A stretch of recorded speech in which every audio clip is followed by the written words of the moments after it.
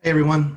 I thought that this morning I would circle back to something that I mentioned, I don't know, last week or something, about a clear and prudent decision-making process. And I mentioned the Behavioral Governance Society because they came up with something they call the universal, excuse me, the universal decision-making guide or process.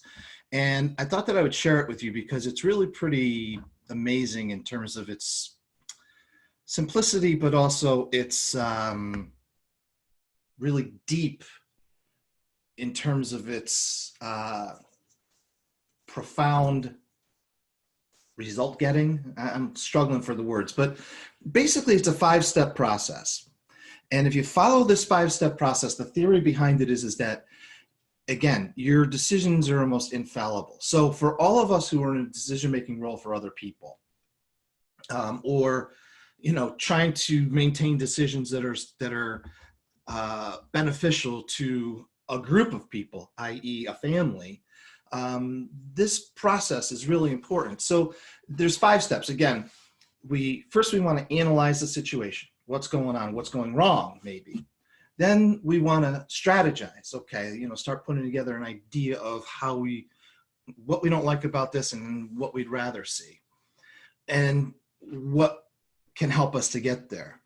Number 3, we formalize. So now we're going to formalize a plan of action. We're going to formalize, say, responsibilities that other people may have, or perhaps people that we need to help us to formalize and put this plan into action. And then we're actually going to implement the plan. That's step number 4, is to implement. And I would say that, probably the most important process in all of this is the 5th one. As you know, I'm a big believer in this. Monitor. You have to monitor what's going on. So we have to get into this continuous quality improvement kind of concept so that we're always checking. We're always in a stage of checks and balances when we've made a decision or when we've implemented a plan, because we want to make sure that the plan is working. We can't just set it and forget it, as the saying used to go. And the interesting thing about the Behavioral Governance Society and the way that they lay out this 5-step plan of analyze, strategize, formalize, implement, monitor, is that in every single one of them, they have a morality component.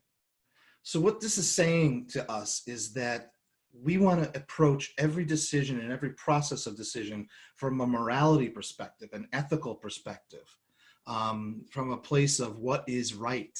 And it doesn't necessarily mean that it's right for us. It means it's right for the person that we're impacting.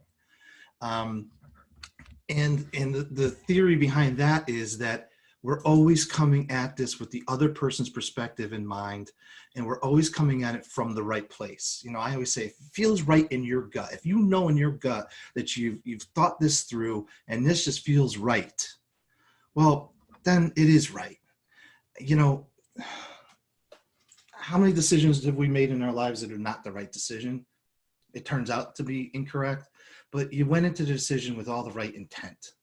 And that's what's so vitally important, because otherwise we get hamstrung when we make no decision at all, and that doesn't work for anybody either. So anyway, I hope that helps. I hope you guys like that. If you do, reach out to me. I will send you the PDF just so you can have it.